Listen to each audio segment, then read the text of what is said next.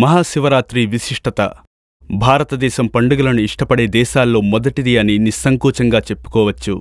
సంవత్సరంలో వీలు కుదిరినన్ని రోజులు భక్తులందర్నీ ఒకే చోట చేర్చే ఉత్సవాలను జరిపించడానికి గల కారణాలు, పురాణ ఇతిహాసాలు మన దేశ సాంస్కృతిక సంపదలో ప్రాముఖ్యత సంతరించుకున్నాయి.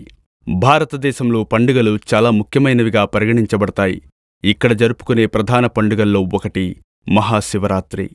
మహాశివరాత్రి అనేది భారతీయ పురాణం ప్రకారం ప్రధాన దేవతలలో ఒకరైన శివుణ్ణి గౌరవించడానికి జరుపుకునే వార్షిక పండుగ. మహాశివరాత్రి చతుర్దశి తిథి కృష్ణపక్షం లేదా మాఘ చంద్రచక్రం యొక్క వృద్ధి చెందుతున్న దశలో 14వ రోజున జరుపుకుంటారు. మహాశివరాత్రి ఎందుకు జరుపుకుంటాం? హిందూ పురాణాల ప్రకారం శివుడు పుట్టినప్పటి నుండి నీలకంఠుని పురాణం మరియు పార్వతితో వివాహం వరకు మనం మహాశివరాత్రిని ఎందుకు జరుపుకుంటాము అనే దానిపై అనేక కథలు మరియు నమ్మకాలు ఉన్నాయి. ప్రతి సంవత్సరం ఆచరించే 12 శివరాత్రులలో మహాశివరాత్రి అత్యంత పవిత్రమైనదిగా పరిగణించబడుతుంది. గ్రహాన్ని సమతుల్యంగా ఉంచే పురుష మరియు స్త్రీ శక్తులైన శివుడు మరియు శక్తి కలిసి వచ్చే రాత్రిని శివరాత్రి అంటారు. శివుడు పురుషుని మూర్తీభవించగా పార్వతి ప్రకృతిని వ్యక్తీకరిస్తుంది. స్పృహ మరియు శక్తి కలయిక సృష్టిని సులభతరం చేస్తుంది.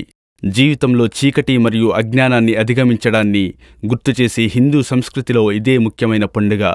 చరిత్ర అంతటా వివిధ కథలు మహాశివరాత్రి యొక్క ప్రాముఖ్యతను వివరించాయి. ఈ రోజున భగవంతుడు తన భార్యతో వివాహబంధాన్ని సంప్రదాయంగా సూచిస్తుంది. అందుకే ప్రాముఖ్యత. మరొక పురాణం ఆధారంగా సేకరించిన ఈ కథ ఎలా సాగుతుందో చూడండి. బ్రహ్మ మరియు విష్ణువు ఒకప్పుడు తమ ఔన్నత్యం గురించి తీవ్రంగా చర్చించుకున్నారు. బ్రహ్మ తనను తాను గొప్పవాడని పొగుడుకోగా, విష్ణువు తనను తాను సృష్టికర్తగా కీర్తించుకున్నాడు. ఇంతలో ఈ వాదన విశ్వానికి వినాశకరమైనదని గ్రహించిన శివుడు శాంతిని పునరుద్ధరించడానికి అతను కాంతికిరణంగా ఉద్భవించాడు. శివుడు కాంతి యొక్క మూలం మరియు ముగింపును గుర్తించమని బ్రహ్మ విష్ణువులకు సవాలు విసురుతాడు. విష్ణువు వరాహంలా మారి భూమిని తవ్వగా, బ్రహ్మ హంసరూపాన్ని ధరించి పైకి ఎగిరి ఆ సవాలును స్వీకరించారు. అలసిపోయినా కాని వ్యర్థమైన అన్వేషణ తర్వాత బ్రహ్మపుష్పం కేతకిని తనకు అనుకూలంగా ఒక తప్పుడు సమాచారాన్ని ఇవ్వాలని, అతన్ని విజేతగా ప్రకటించమని కోరుకుంటాడు. ఏది ఏమైనప్పటికీ కాంతి యొక్క మూలాన్ని లేదా ముగింపును ఎవరూ గుర్తించలేరని శివుడికి తెలుసు. అందుకే అబద్ధం చెప్పినందుకు బ్రహ్మపై కోపంతో ఉన్నాడు. విష్ణువు ఓటమిని అంగీకరించాడు. కాని మోసం చేయడానికి ప్రయత్నించిన బ్రహ్మ శిక్షించబడ్డాడు.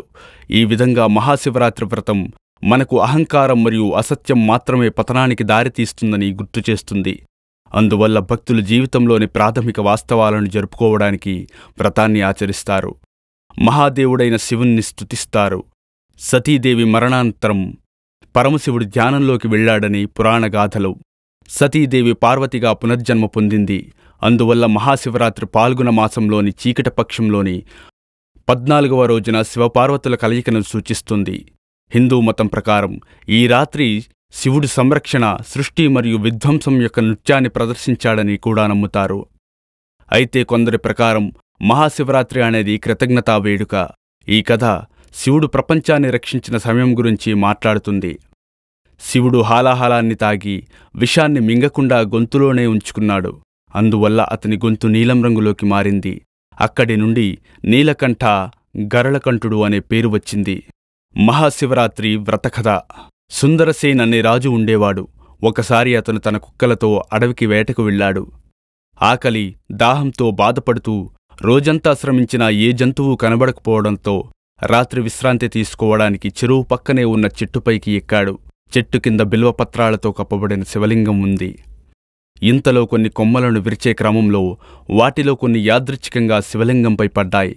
ఈ విధంగా వేటగాడు అనుకోకుండా ఉపవాసం కూడా చేశాడు మరియు అనుకోకుండా అతను శివలింగానికి బిల్వపత్రాన్ని కూడా సమర్పించాడు. రాత్రి కొన్ని గంటలు గడిచిన తరువాత ఒక జింక అక్కడికి వచ్చింది. వేటగాడు జింకను చంపడానికి విల్లుపై బాణం ఎక్కుపెట్టగా కొన్ని బిల్వపత్రాలు విరిగి శివలింగంపై పడతాయి. ఇలా మొదటి ప్రహారకు కూడా తెలియకుండానే పూజలు చేశారు. జింక కూడా అడవి పొదలలోకి వెళ్లి అదృశ్యమైంది.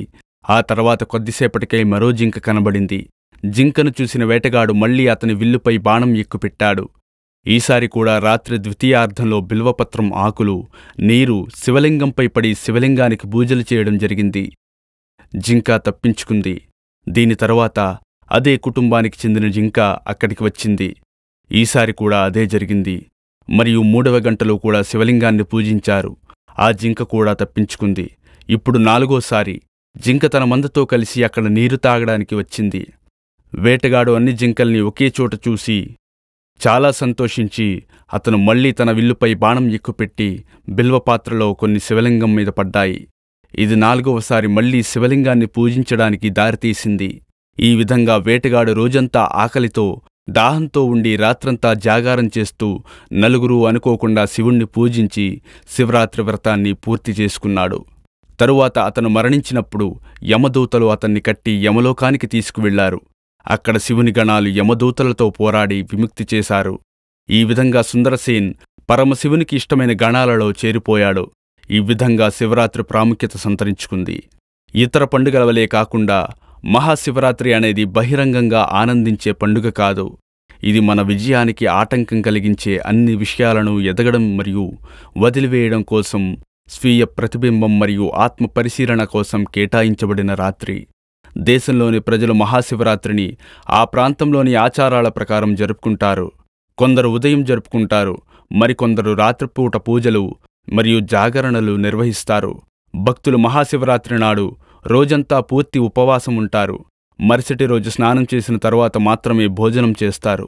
ఉపవాసం కేవలం శివుని అనుగ్రహాన్ని పొందడం కోసమే కాకుండా ఒకరి సొంత సంకల్పానికి పరీక్షగా కూడా ఆచరిస్తారు. ఈ వీడియో మీకు నచ్చితే లైక్ చేయండి, కామెంట్ చేయండి, షేర్ చేయండి, అలానే సబ్స్క్రైబ్ కూడా చేసుకోండి.